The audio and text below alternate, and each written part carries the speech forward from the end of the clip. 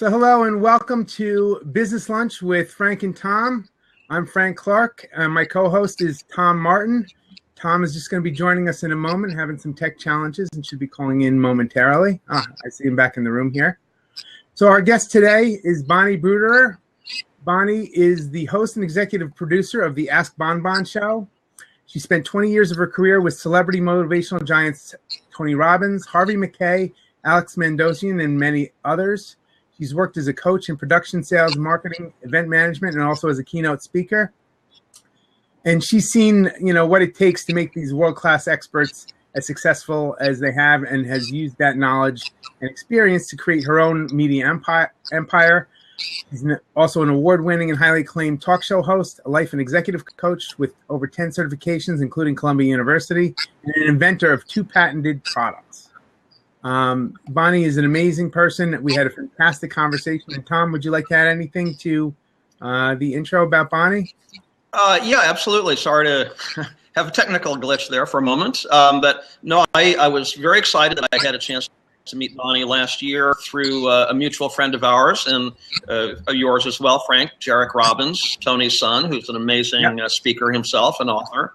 And so Bonnie and I said, let's follow it up with a conversation, and we did, and one thing led to another, and I'm just continually impressed with the amazing things she does. She's a true Renaissance woman in terms of, technology, and just as a host, as an actress, as an athlete, as a doggy mom. I love dogs as well. So there's so many facets. It's going to be a challenge, covering everything there is to talk about in this hour. But welcome, Bonnie. It's great to have you here. Thank you so much. It's truly an honor to be here. This is my favorite topic, and it's really exciting to be able to talk about it with everyone today. So we're thrilled to have you, and I'm just going to post that little sizzle reel that you sent us so that people can get a sense of who you are and what you do. Sure. Hey guys, you enjoying this taxi ride? I'm Bonnie Bruderer, hosting the Ask Bonbon show, where every week we interview different thought leaders. Tantalizing interviews with everyone from top New York tech CEOs, quiet the cancer sniffing dogs, entrepreneurs, educators, philanthropists, war photojournalists, and pretty much everyone fascinating. You want to see what happens next, and most importantly, we're searching for a co-host. So check us out at the askbonbonshow.com/host. Excellent. So welcome, and thank you so much again for joining us today. I'm excited for this interview. I know Tom is as well. Why don't you tell us a little bit about your journey, your path into hosting live streaming TV? And we've got a little bit of a taste from your bio. Sure. Yeah. So, as you said, my background for 20 years, I was in personal development, and that truly is my passion. I got to work with all the top giants. I got to travel, literally, some of them in some cases, and travel around the world and really see the inner workings of how they built their brands and how they built their empires. And the great thing about that type of career is that when you're not on tour, you have time to be pursuing your own passions. So writing books, going to school, getting certifications. So as I went through those 2 decades, that's what I did, and that's hence the 10 certifications, and I authored 4 books. And my dream was always to do television. So I had a traditional education, a bachelor's in journalism with an emphasis in public relations. And I left that kind of personal development world and moved to New York 3.5 years ago, really to pursue that dream of creating a television show. And my vision was really to showcase all of these top thought leaders that I had met over my 2 decades in the personal development world. And so that's really how it started. Obviously, there was a lot more hard work and tears and pain and suffering, and right? I went into it. But a year and a half ago, I started with a pilot called the Ask Bonbon Show, and the name comes from Bonbon, my name, obviously. And ask is really the Socratic method. So me being able to ask these people, what makes you great? What makes your story important for the world to know? And we started in New York on the MNN network on the Lifestyle Channel every Monday night at 8. And what's happened since is our show has grown into a very multifaceted media company, where we broadcast every show on television, on radio, on all social medias with press campaigns. We have international distribution. We lead media tours, getting people on stages and in front of other national television. And so what it has taught me is that, number one, there's a huge need and niche for this type of market. And number two, how to really tie in every form of media and be able to use the tool of the television show to deliver massive exposure for people. Well, that's fantastic. And wow, that's very, very ambitious approach, right? Using every form of media, which is expanding all the time. And we talked yesterday, YouTube Connect is now coming out live. So there's yet another live streaming platform to compete with Facebook Live and Periscope and Blab and all of the rest, right? Absolutely. And we funnily joked yesterday. I had let you know the day before I had gotten involved with YouTube Connect. And I said, don't even bother. You're so far behind. But there is a little bit, because we're one day ahead of you. Yeah, but YouTube Connect is so 2 days ago already. That was Tuesday, Tom. Yeah. Funny. Don't even bother. So the point is that there really are a lot of forms of media like Blab that are so powerful for people to get their message out there. And you might not have a television show like we do, but you can create this multimedia platform using so many great things that are available and important for us today, because everybody consumes media differently. And that's what's so fun about what we've done is we're hitting them all. And so we get to talk and reach and teach people that are, from all walks of life all around the world. Excellent. So tell us a little bit what it was like to work with some of the personalities. So I'll preface this by saying Harvey Mackay was one of the early business books that I ever read. So he became one of my first mentors, and I talk about him all the time in terms of the importance of networking, building an effective network with a lot of reach. And his first book, How to Swim with the Sharks Without Being Eaten Alive, had a huge impact on my life and my career. So what was it like to work with Harvey Mackay? Working with Harvey, I worked for Harvey for 3.5 years, and working for him is literally like an audiobook of the book. And the reason that I say of any of his books, of any of his 8, and the reason that I say that, he is truly somebody that practices what he preaches. Every page that you turn and that you read, that's how he lives his life. So that man truly is, at 80 now, I think 4 years old, up at 4:30 in the morning, working out, outlining his day, deciding who he's going to talk to, talk about, talk with. One of our most challenging pieces for me was doing a seating chart at one of his events for a dinner or a lunch, because he put so much care and effort into, okay, well, we have to have Tom sit by Frank because they're into this new Blab thing and they will have a lot to talk about. And then we need to put this person at that table. And so every single decision he makes is orchestrating some sort of collaboration for success for everyone involved. Right. So every event becomes like a wedding planning event. Yeah, I mean, everything, literally, even, okay, hey, we're heading into a coffee break here. Oh, for coffee, we need to get these 4 people. I mean, it was a nightmare in a fun way, I say that.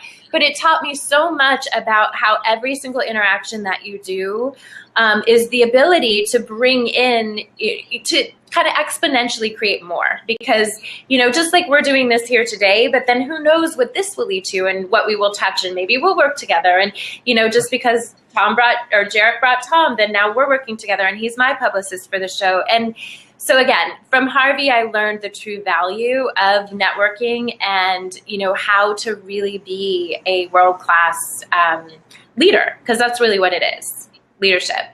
Yeah, that must have been incredible. And then you've obviously hit another major thought leader with Tony Robbins. And worked for him for many years as well. So what was it like working with Tony? I know it's got you froze. What was that like? Yeah, what was that like? Uh-oh. Did I freeze? I'm sorry, I'm here.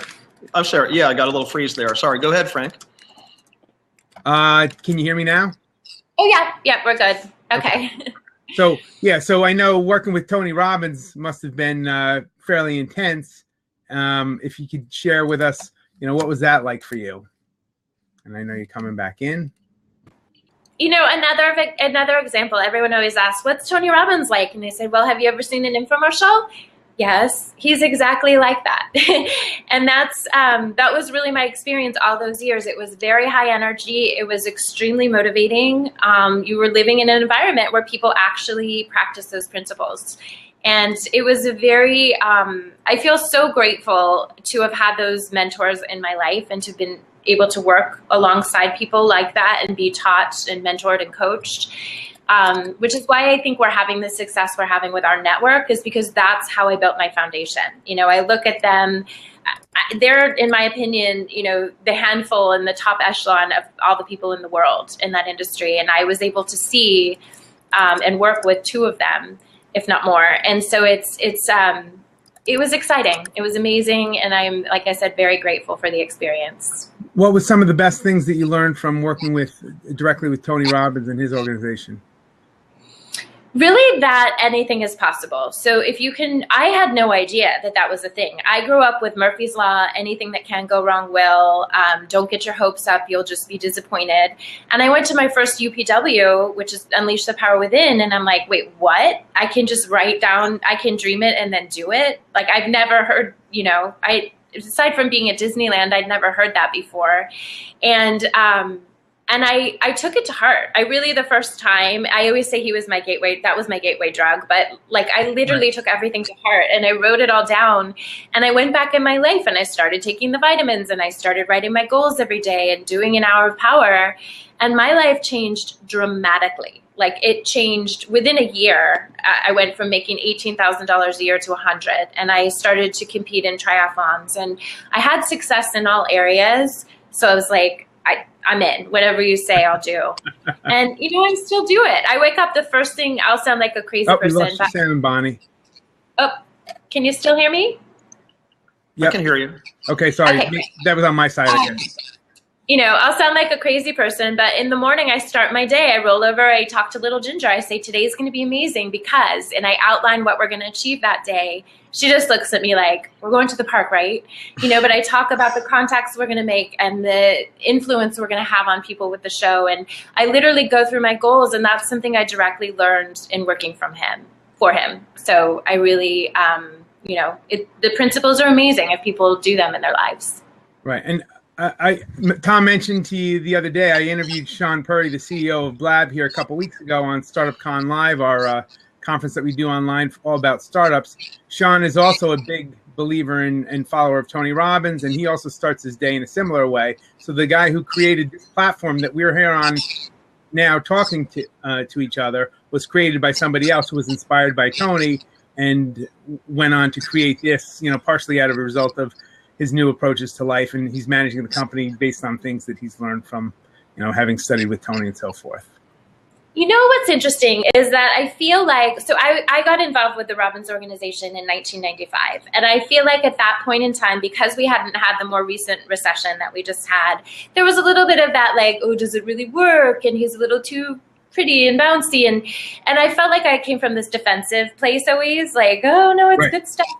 And then all of a sudden, when everything changed, you start to hear these people like coming out of the closet. You know, the creator of Salesforce is a big vision boarder and Tony Robbins fan, and Oprah Winfrey, you know, who's my personal idol, and all of these people now are coming out that, oh yeah, we've been doing this for years. Who was the one that you said was your personal idol? I missed that. Oprah Winfrey. Oprah, okay, Oprah, yeah. Obviously, you know, and so I find it so interesting, and I'm so happy that that's now the norm, you know, because people that are creating things like this technology, that's how they do it. They do it by, you know, implementing principles like that every day that do work.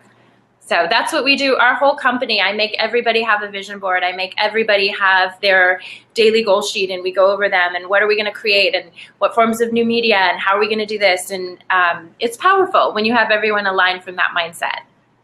Right, absolutely. And obviously that's how Tom and I met, was also through that connection. So we're creating something here again as a result of that. And, you know, Tony tells a story in some of his seminars where he talks about, I forget the name, but they went out to dinner that night and they had a great experience, and they loved the waiter, Chris, I think was his name. Chris Hendrickson, yep. Chris Hendrickson. And he ended up, you know, setting up this big stage event and complimenting him. And then the story went on from there and goes on. And Chris then later, comes into work for him and then marries somebody else in his organization, was it, right? Yep, Pam Hendrickson. They have two beautiful little boys. Well, they're and now very they've got big a family. And so on. And that's just one story. And so much happens in that one story. But now, he's touched, hundreds of thousands of lives or millions of lives, I guess, right?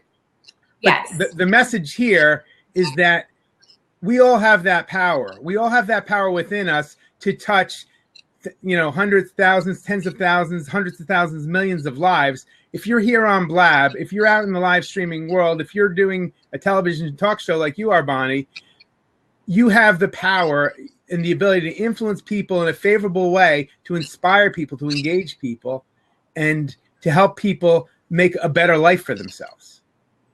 Yes, it's true. Everybody does have that power. And just to bring back the question to what you were talking about with today's technology, it allows for people, you don't have to be Tony Robbins, one of the top people in the world, in this huge stage with thousands of people. You can get on a technology like this. You can jump on even Twitter. There's I've noticed lately they have all this like text coaching and therapy. And I thought, that is brilliant for people that like need help with things and they can't either afford or time-wise, or there's just so many ways today for people to make a huge impact on the world. And I really think technology is what has made that possible. And I want to talk to you in a second about technology, but I want to comment first on something that you said, which is like, no matter where you are in life, okay, there's always somebody ahead of you or way ahead of you that you can look up to as a mentor and reach up to get a helping hand. But there's also always somebody behind you on the path.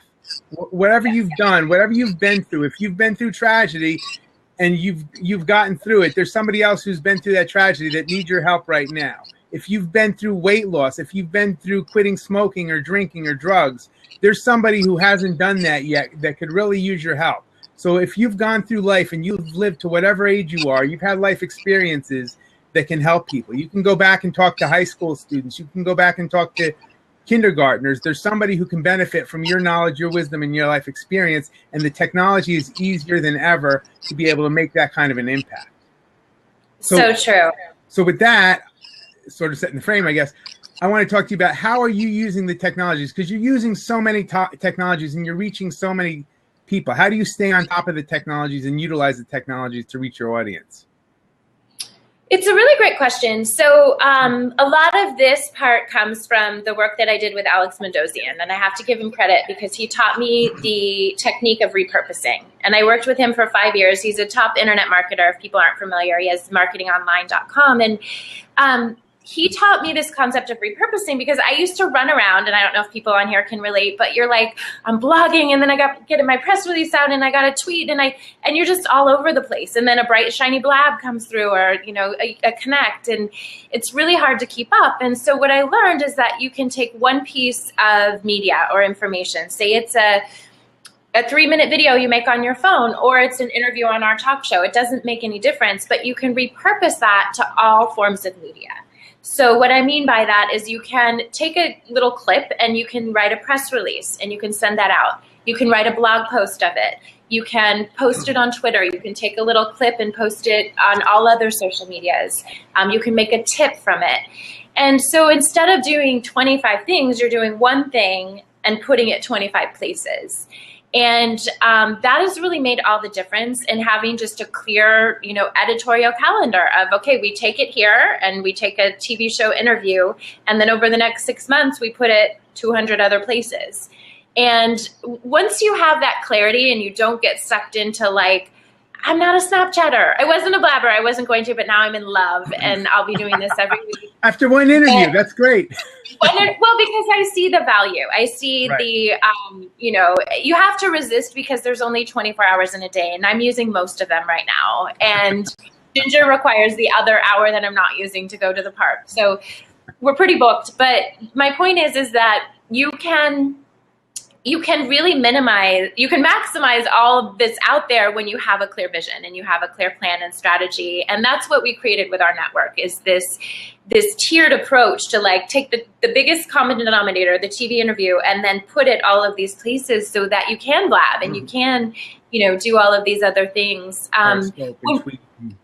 Yeah, and Tom was just a guest on our show giving hot publicity tips the other day, and he got to experience that while we're filming the show. We're also filming for Facebook Live. We're also filming drops for other shows. We're also doing a live Periscope broadcast. It didn't require anything from him. He was just sitting there giving his wonderful wisdom. But then simultaneously, our team behind the scenes were creating 5 other pieces of media from what he was saying. And that will be used over time. We've already started to post that on different medias and to start to drum up exposure.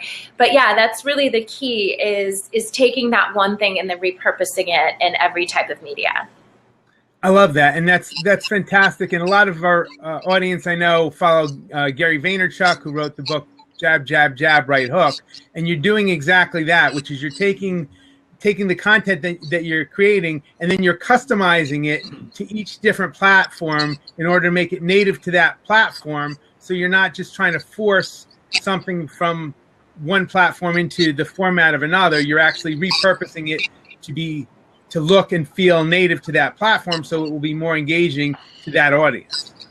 Yes, absolutely. Yeah, and different people like to be talked to different ways, and that's important to know. So, with our social media, we have a social media strategist, and then we have implementers. So the strategist is the person that knows, hey, on Instagram, you can't just post a picture of Tom on the show. You need to have Tom, and then you need to have a little cute quote underneath and maybe some little frilly border. Okay, well, that's not my thing. I don't know. You do that. But again, he didn't have to do anything different. We just had the photographer take the image. And then we know on Instagram, people like to be communicated this way. On Blab, it's a conversation. On YouTube, we can do a hot tip. And so again, knowing the best way, to get that approach out, you don't have to create all these different things. He doesn't have to run around all day. He just came in, enjoyed a nice experience, and then went off to a party with his wife.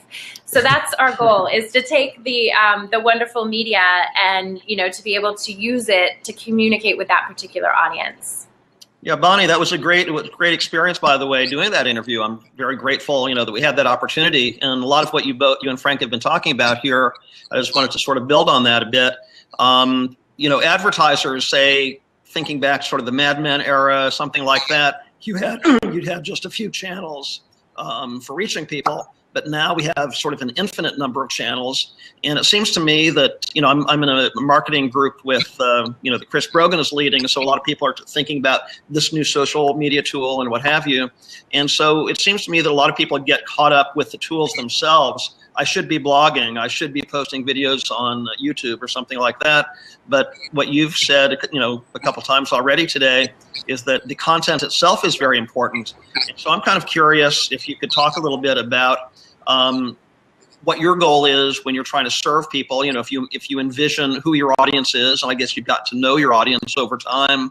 How you provide a framework for the different experts that you present to them, and then, as you said, with regarding Harvey Mackay and Tony Robbins, how some of the tips and frameworks and sort of strategies for your own life, for your own personal development, fit together with how you deliver that content.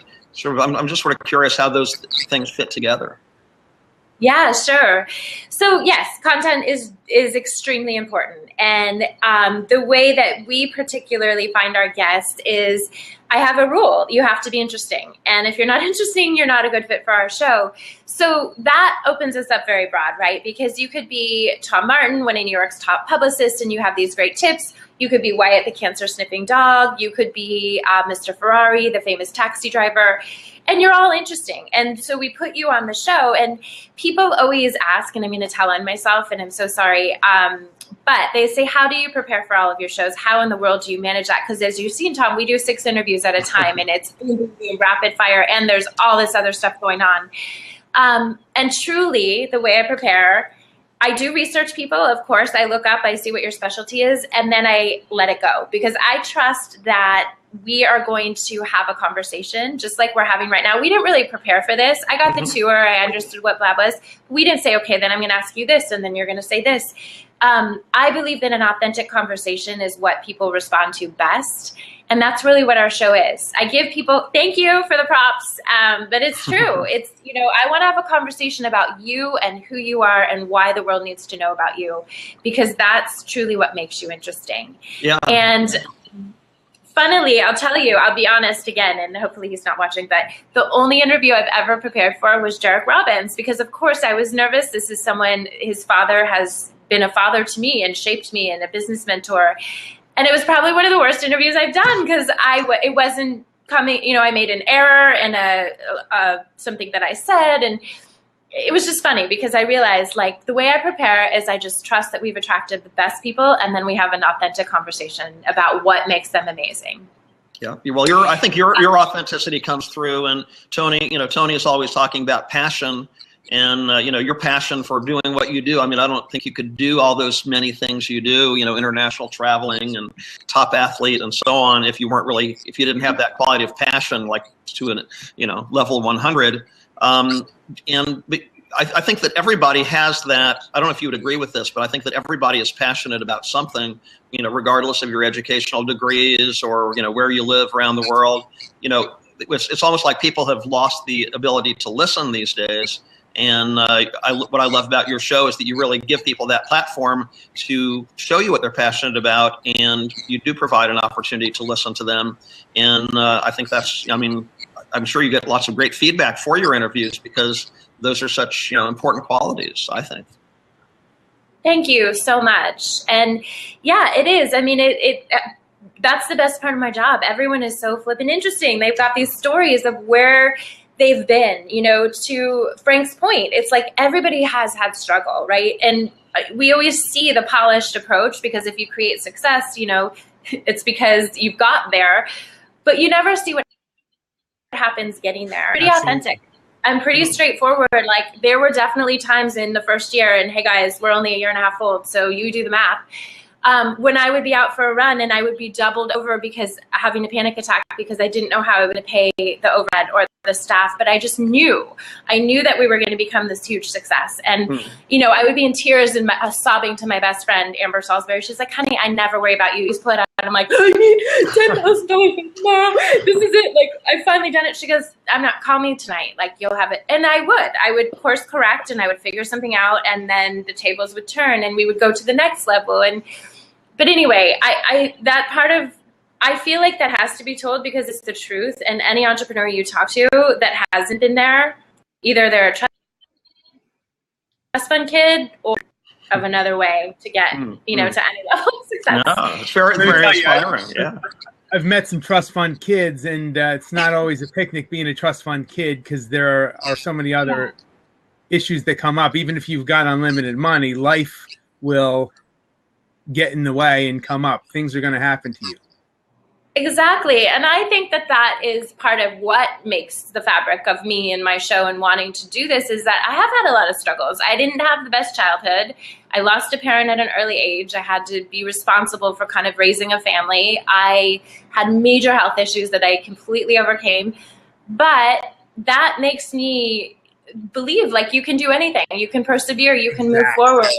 And I've worked since I was 11, and I've never been given money. I've never been given, except for my parents did support in college partially, and I worked. But I just feel like if you want something, and again, to your point, it doesn't have to be a TV show. It doesn't have to be that. It can be anything. But if you believe in something strong enough, and this, to Tom's point, to answer your question, this I got directly from Tony and Harvey. If you believe in something and you're willing to do the work, that's where people get stuck. You can truly create anything in life, anything. Yeah, no, that's very, very, very, very inspiring. Do you have any advice for the entrepreneurs on our blab right here today, or who are watching the replay, as far as they have a vision, they know they have something they can share with a wider audience? Are there certain steps they should take? I mean, that's sort of what you did. You won an award for one of the best businesses in San Francisco, I remember. And so you had a vision. You talked about the value of vision boards and so on. But for entrepreneurs, sometimes it can seem overwhelming because it seems like you're doing a million things, different tools and traveling and, but what's your advice for other entrepreneurs?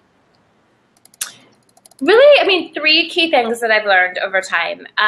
Number 1, don't quit your day job. And I see that because entrepreneurship is tough. And unless you have the backing or the funding, where I see a lot of people go wrong, and I was an executive coach and a life coach for many, many years. So I've worked with thousands and thousands of people, is when you really, you have that passion, you have that vision, and that's great and that's needed. But if you don't have the money coming in to make it a reality, you're going to lose that passion quickly and nobody wins. So whether you have to work part-time or whether you have, I mean, when I started the TV show, I was seeing 25 coaching clients, which is ridiculous, a week. And then I was filming on nights and weekends and sometimes not sleeping. And I think it was either 4 or 7, I don't want to be inaccurate, days off in an entire year. Wow. And mostly that was like a meltdown situation where I just jumped on a plane and went to Jamaica and didn't speak for 4 days. So I know how hard it is. And I think also having examples of people that have done it. So for me, it was. I think we froze up. Oh, Okay. So can you hear me again? Yeah. So you have examples. That's good. Tell me about that. Yeah. So have your examples of people that have done it. I also put Diane von Furstenberg in there now. I'm wearing her dress. I love her. I had my people that Are you going to give it back to her when you're done with it? No, she's still like on my I would love to meet you list. But I'm sure you will then. Have her on your show, right? Yeah, I hope so. I have my core 4, and those were people that I would constantly read their books every day. I still do it. I did it this morning. I listened to Oprah, and I'm like, she's my bestie. Okay, I've never met her. I do hope to go on her show. But I feel like she's literally my life coach, because every morning I'm listening to her inspiration, and I always feel like, oh, are Gail and Oprah and I having coffee? And, and that's how I motivate myself in those times when you are having a panic attack and you are not sure how you're going to go forward. And then also just knowing it's okay to take a minute, what things do fill you up. I think as an entrepreneur, there's this pressure, I have it 24/7, but this pressure of if there's an extra minute, you should be doing something, you should be doing more. And I know for me, sometimes I'm like, okay, shop shut. I close the laptop. I take Ginger, my little furry friend, to the park. And that brings me so much joy to watch her little tail with pride, run around. And then maybe I come back to it. Or maybe I just binge watch my favorite show for the rest of the night. Those are my 2 passions. And thank you for the props for that. I'm a huge binge watcher, and now I justify it because I say I'm in the television industry. It's required. But those things make me happy. So having those things as an entrepreneur that you can go to are really important. So that's important. And I want to touch on that real quick for a second, because we do need to recharge our batteries on a regular basis. So yes, you need to take a break in terms of, getting away and just taking a total mental break, but recharging your batteries by going for a walk with your dog. Or I go for a walk in the woods on a regular basis. I went for a walk in the woods with my son yesterday, and I'm able to think more clearly. I go for walks by myself, or I go for a run or a bike ride. I'm able to think more clearly. And then when I come back to my computer, sometimes you get stuck and you just there's so much to do. You get overwhelmed. I find when I go for a walk, when I go for a run, I go for a bike ride, I come back, my head is clear. I've thought through stuff. I've solved a lot of problems. I've reprioritized things in my head so that when I come back to my desk, it's boom, I can be that much more productive, right? It's so true. And there is this overwhelming feeling all the time. I think one of my biggest assets, I waited tables all through college and high school. And I think that taught me a really valuable skill set, because when you're waiting tables, it's always crazy. It's always chaos. But you always have to decide, what needs to be done right in this moment? Do I need to deliver that steak or get the side of dressing? Well, the steak's hot. It needs to go. The dressing can wait. And those are the skill sets that I use being an entrepreneur, because at the end of the day, there's still 100 things, but what 3 are going to drive revenue? What 3 are most critical? And then the rest can wait. The sides and the extra fork, that comes later. But I think that you have to have some sort of structure like that and some sort of routine. Otherwise, you do get caught in the minutia and you get overwhelmed, and you can't create success that way. Absolutely. So, and then the other thing you touched on earlier, which is related to, recharging your batteries, is creating resource experiences. And I've talked a lot about this, but having, and you talked about this earlier as well, having done the impossible, or having worked with these thought leaders like Harvey McKay and Alex Mandossian and Tony Robbins, pushed you to your limits, such that when you look back on your career experience now, and you're building your own brand, you're building your own company, you're like, wow, I did. If I got through, the fire working with Harvey or working with Tony or working with Alex, I can definitely do this for myself. It gives you confidence because you've already done this, right? Or or if you've had a resource like a physical challenge, like jumping out of a plane, or doing a marathon or some such thing, those are also become resources that you can draw on, saying, hey, look, if I could train for a marathon, or if I could jump out of a plane, or do these other things that seemed impossible, I can definitely do this. That's what one of the things Tony does with the fire walk, is it's a metaphor saying, hey, if you could walk on fire, then think of all the other things that you could do. So and also, I don't know if this has happened to you, but also wouldn't you say that there are times when it doesn't work out? I mean, when we learn from those times when things don't work as we hope they would work? Absolutely. I'll address that piece first and then go back to the other. But yeah, and knowing it's only at this new level of entrepreneurship that I've been at the last couple of years of knowing when to let that go, because I am a perseverer. I can run marathons. I can walk on fire. I can do all those things. But it's also really smart to know when you shouldn't. Like, yes, you can walk on coals, but if the flames are 5 feet, like maybe not. Or it's okay to dive in the pool, but the second you see a shark fin, get out. Like, why would you keep swimming? And I used to do that. I used to just like hold on and bulldog my way through things. And now I'm very quick to just say, like, we just actually had a staffing issue where, we were getting some resistance and butting heads and things weren't working quite well. And I just sat the person down. I said, listen, I have worked for people like me my whole life. It's a nightmare. Like, if this isn't your thing, I know I'm a nightmare. And I don't mean that in like, I'm not, Devil Wears Prada, anything like that, but my standards are ridiculous. And I am, of course, yesterday I'm like, everybody, we've added in Blab, we need to redo the media kit. And everyone's like, and so the thing is sorry, that staff of Bonnie's companies. Yeah, right. It's all Frank's fault. Yeah, and I said, look, that might not be your thing, and that's perfectly fine. Let's put you in a role where you do shine. But there are people that love that. There are people that like are researching Blab and they've got the content pulled and it's done, and like they thought that was super fun. So it's understanding, how to navigate in all those things. And then I also do look at, like, I have my vision for my business over the next 5 years in the media company, and I know what we're doing and where we're headed, and I visualize it every day. And then there's what's happening now. And I did do Ironman. I was an Ironman triathlete. And for the marathon. That's impressive. Thank you. My boyfriend at the time, Scott Harris, who was so beautiful and supportive in that experience. And I remember getting off the bike, and that was the big question: would I make it off the bike in time? And I was like celebrating, and he used to call me Flossie. He's like, Flossie, you need to run a marathon right now, right? And I was like, oh yeah, that. So my first hour and a half of the 6-hour marathon, I was so sick. I was throwing up. I was very sick. But my thing is like, quitting was never part of the equation. Like, it was never a conversation. It was never an option. So I was going to keep moving forward. And then, you know what, by hour 2 in this marathon, I was fine. And it was just a very long day.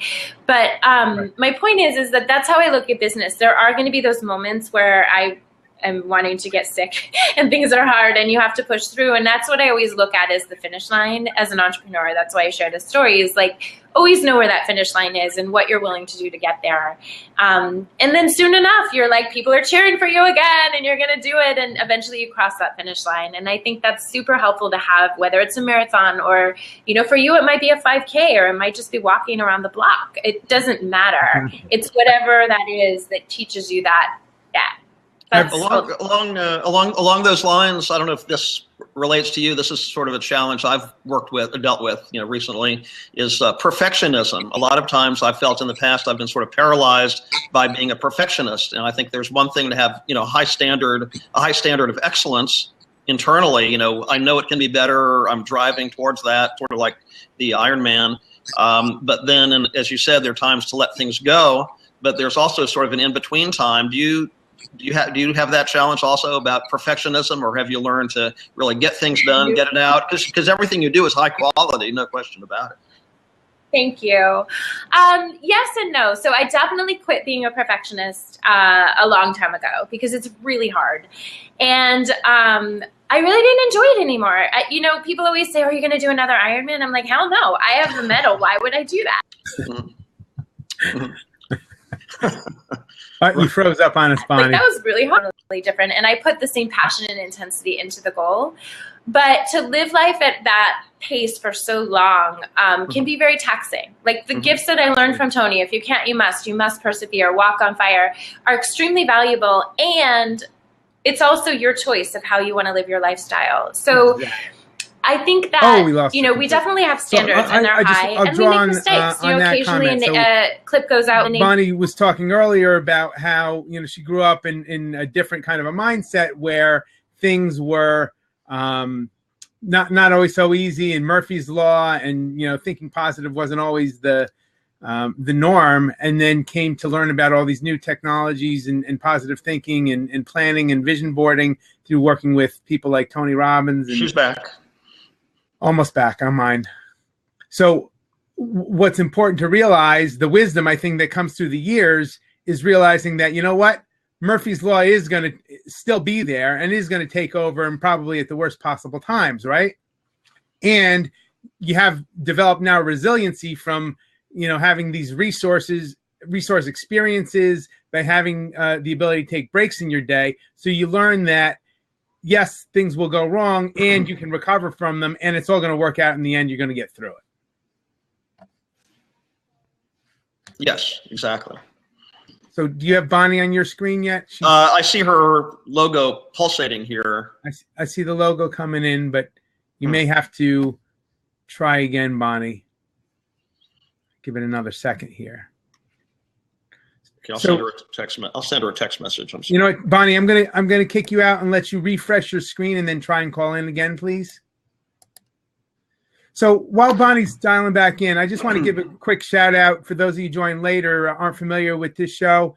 This is my co-host, Tom Martin. Tom is a PR expert and has worked in broadcast journalism, television journalism for his, most of his career before that, working with shows like Good Morning America and Diane Sawyer and people like Charlie Rose and Charles Carroll. So Tom's responsible for getting Bonnie on the show and has also lined up a fantastic interview for next Wednesday's show with Chris Brogan. For those of you guys out in the Blabosphere familiar with Chris, that's going to be a fantastic interview. So yeah, join us for that. But no, we're getting so much out of this conversation with Bonnie. It's, so how about some huge props for Tom for setting these conversations up, guys? Thank you, everybody. No, I love this community, and we learn from one another. So I know we want to get to your questions also. So let's sort of reconnect with Bonnie here.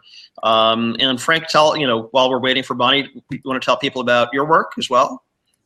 Sure. I'm a serial entrepreneur and a coach and consultant for startups.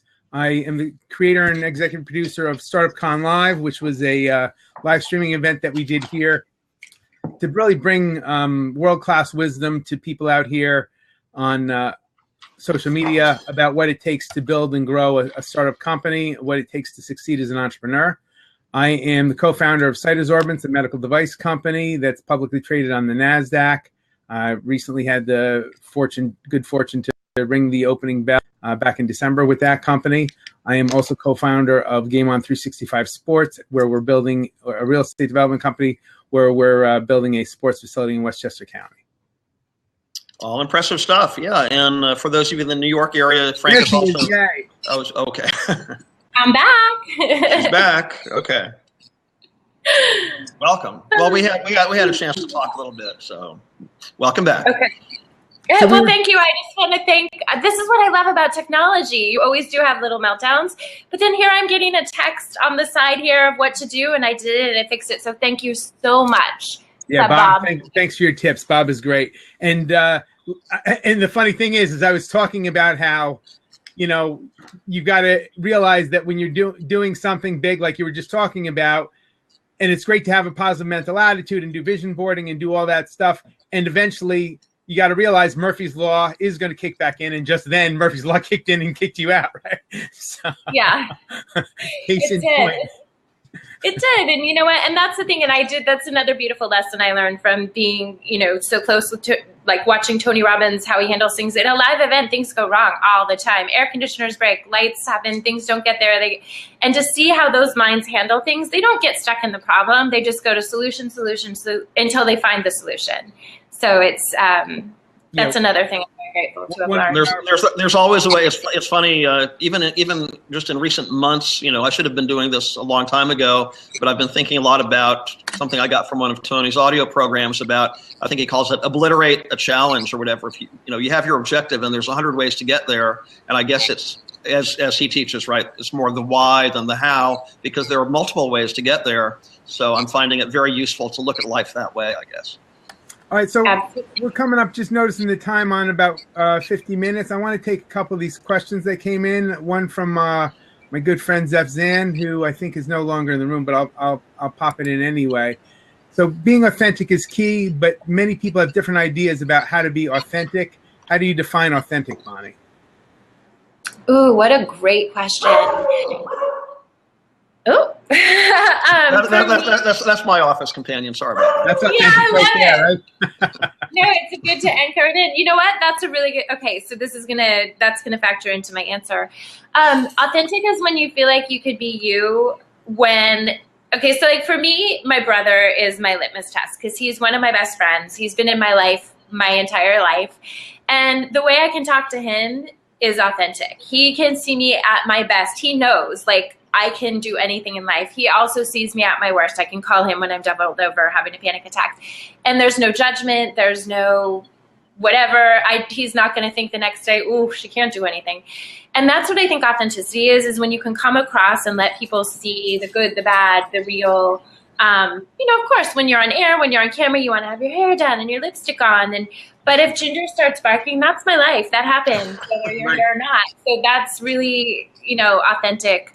I also think we all have, maybe not all, but I had this. Like, I have this voice that it's my nicey voice, and I find myself doing it. The moment that's on, I'm not being authentic. I'm like, yeah, sure, okay. And it means I don't want to do it. And so I constantly monitor that for myself, because then, like, when nicey nice comes out, yeah, thank you for the props on that. I know that's not real, because that's not, that's just not what I want to be doing. So do you find, sort of related, I'm sorry to interrupt, but I have a quick question along these lines, which is, do you think, you're all the same person, you are an authentic person, I know that clearly, but do you find that, like, maybe there's two levels of personality that we can each have in terms of that internal level where you're pushing for that Iron Man and you may have some self-doubt or something like that, but you're not gonna show the world, you're tapping into that other level somehow, if that makes any sense. Yeah, I mean, they're tools, right? It's just like if you're going to hang up a picture, you're probably not going to use the screwdriver unless you use the other end and but you're going to use the hammer. So of course, we all have these. Mm-hmm. Oh, right. Froze up again. Sides and facets. Selling media and the distribution, all that. I'm going to bring it. I'm going to bring my sledgehammer, my jackhammer. I'm going to really, but if I'm just having like a nice blab with you guys, I'm just going to talk about what we like to talk about. And that's interesting. So yeah, and I think it's all authentic. I think all of those things, it doesn't mean that one is inauthentic. It just means you bring the right tool, when it's needed. Right. That's good. Thank you.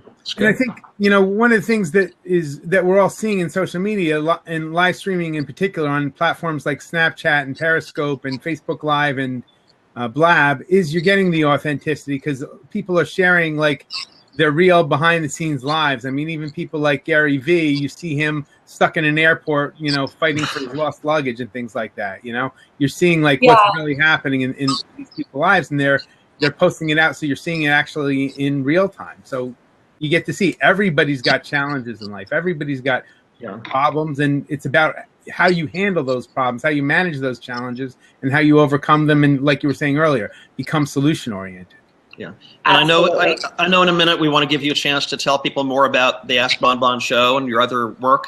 But I was just curious, speaking about challenges and so on, was it interesting to you to spend time with these great thought leaders or these icons and see that maybe not everything goes the way they think that it'll go? I mean, I'm sure they had their own challenges and so on. What was that like to be exposed to that? Yeah, everybody does. I don't want to, let out deep, dark secrets. Like, everybody has challenges. It doesn't matter how rich, famous, successful you are. And quite honestly, the more of that you generally have, the more challenges you have too. But I loved being with Harvey and watching when challenges happened, and watching his mindset. I learned so much from that because, again, there's no it might just be like, oh, darn it. And then it's immediately the solution. And it was fascinating for me to see the, algorithm, for lack of a better word, that they would run through. Yeah. And that's really what I adopted into my company, is just like, okay, well, what do you do? Give yourself 1 second to melt down, and then what's next? And I'm a go and tell girl. Like, I will just keep going until I find that solution. But that all that wasn't natural or taught. It was taught, but it wasn't natural or like upbringing. It was very much taught and learned by those giants. Yeah, interesting. Thank you. And I want to just bring in, Bob had a great question, and I know a lot of people out here in the Blabosphere, this comes up a lot, but I get the interviews and the talk show portion, but what is your advice on monetizing that format? So you've done, I think, a fantastic job at that, and your expertise would be great on that question. Yeah, thank you. Monetization is critical. For us, it was a little bit of an accident, and I'll explain why I say that. It was a very on-purpose accident.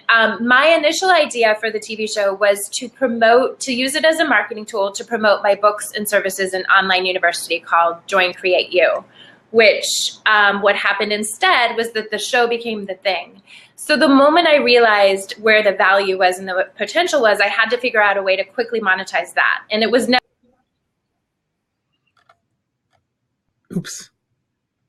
that was never the plan. And I'm giving you an example of a TV show, but you could use this for anything: a book, a product, a coaching hour, whatever your business is. But what I realized quickly is that the only thing that would be valuable to someone that would want to come on the show is exposure, is people that were watching. So I had to quickly create a massive, massive community, and I'm talking like in the millions and millions of people, so that we could validate charging a fee to produce their show and to air it in there. And so that's how I approached it, at looking at what is going to be of value for the people that are coming on the show. We already know what the viewers are going to find valuable. We've got that, but the missing piece was, how do we, with good faith and integrity, charge people to be a part of this process? And so that was our model, is that we have a production fee, and the production fee produces a segment and then airs it on television, radio, press, social media, online, you name it, we do it. So it's really important to understand that piece and to make sure it's doable, because that's what's going to determine your success. And you have to figure that out, whether it's, say you wrote a book, and I think it would be helpful, Bob, to understand what your product is, but if you have one particular thing, find out what technology is going to allow you to do that. Maybe you go on Blab.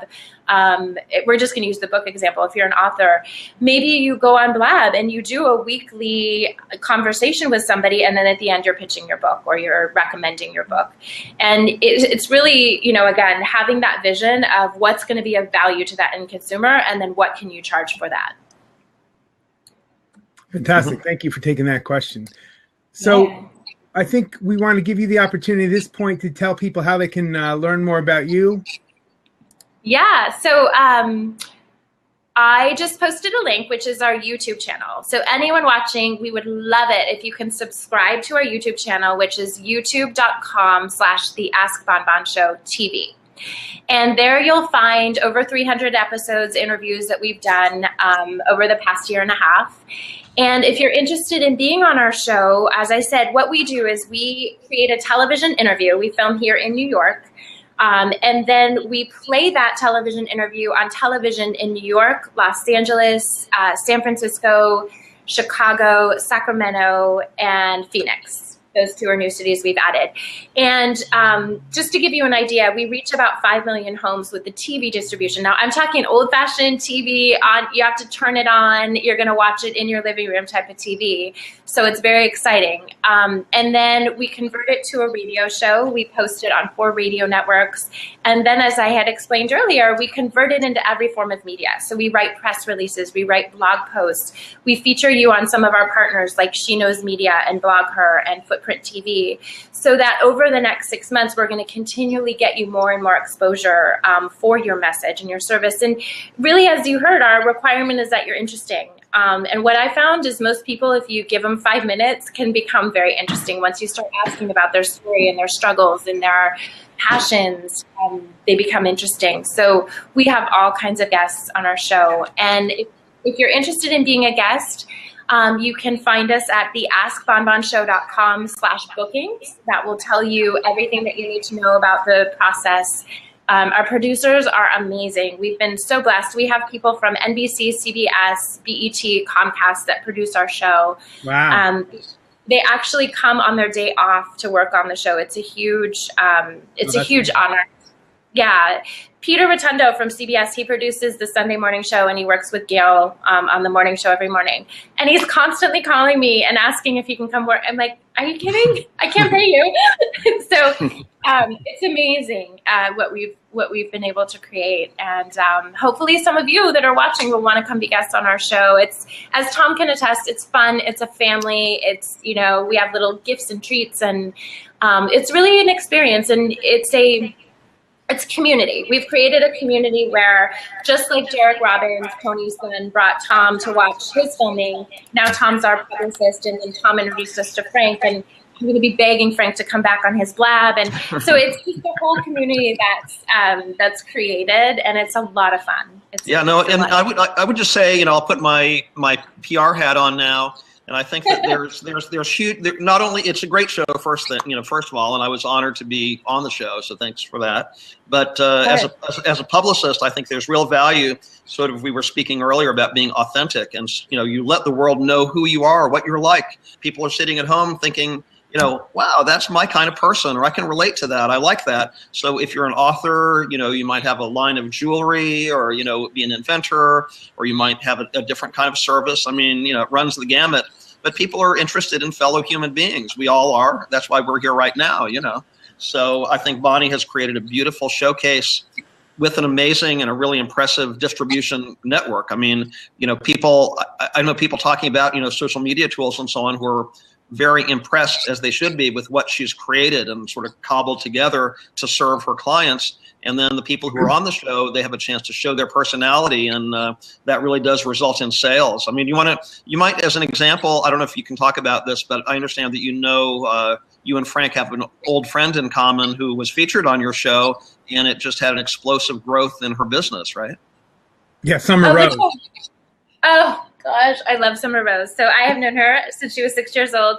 Yeah, Summer Rose. I've known Summer since she was about 1 or 2, but then lost touch with her for like 20 years, and then reconnected with her through our friend Steve Linder. So she's a champion and a half at very small size. She is amazing. So when she came on our show, she was working at a marketing company, running their marketing for an app developer. And she is an organizer. She has since built this company called Star Organizers. And at the time she was doing it kind of like me, nights and weekends sort of thing. And she came on our show with some of the social media techniques that we implement at the time of filming. She ended up in USA Today the next day. So literally within 24 hours, we hadn't even turned it over to our editing team yet, but she ends up in USA Today. Then we posted her clip on YouTube about a week later, and it was super popular. It got, I think, like 12,000 views or something right away. And she ended up getting so much business, and that she ended up quitting her day job, as we say. And now she's flying around the world, organizing people's lives. She literally, I love following her on Facebook because she's like, just landed in LA. I'm over here. I'm in Florida. And she's just one of our success stories of people that came on. They told their story. She gave a couple tips on how to organize, and people loved her.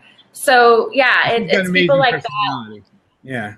Yeah, and we've had. It's a great example of what's possible. So I love that story, and yeah. And I love the story you were telling earlier, Bonnie, just about the producers and the people who are working with you on production of your show, and high level quality production, because that goes back to what we were starting at the beginning of this show about the power of networking, because you've met these people in other contexts, and then you bring them together for this project, and they love working with you. So it becomes something where they're volunteering their time because they just love working with you, and it creates a wonderful ripple effect. It is. You know, the day Tom was there filming, Judy, who I mentioned, Judy Stokes, one of our producers, she comes in, she's like, oh, I'm really tired. I'm like, why are you tired? She goes, oh, I've been filming the NCAA tournament. I've been working around the clock, filming around the clock. And it gives you the chills. You're like, wow, that's real and big and humongous. And you just came here on your day off to film this. This is pretty special. Exactly. So yeah. It's all the human. It is. It's true. And people want to be a part of something. And again, I think that's why we're experiencing. People are looking at the screen or this screen and they say it's impersonal, but it doesn't have to be impersonal. I love the exchange of ideas and friendship and connection that we have. There's such wonderful potential for all of that, I think. Absolutely. Yeah. And, we like to take the offline online and vice versa. And so it's like we take these friendships and connections that we have online, and then we bring them together, and we have even parties. We do a lot of like scavenger hunts around the city and bring in our guests. And it's just a lot of fun. It's a great platform to, as Tom said, tell people stories and create relationships and create success for people. Absolutely. No, and this has been fantastic. I want to mention that you have put together an offer for our audience here for people who want to connect with you, and I think the media kit. Do you want to talk about that? Yeah, absolutely. So do you mean just the link to the media kit, or which? Well, I am posting the link to the media kit here now, but you were talking about a discount for people if they want to work with you. Absolutely. So Frank just posted our media kit. You can click on that. I think it has about 18 pages. It walks through our whole distribution model and everything that's involved there.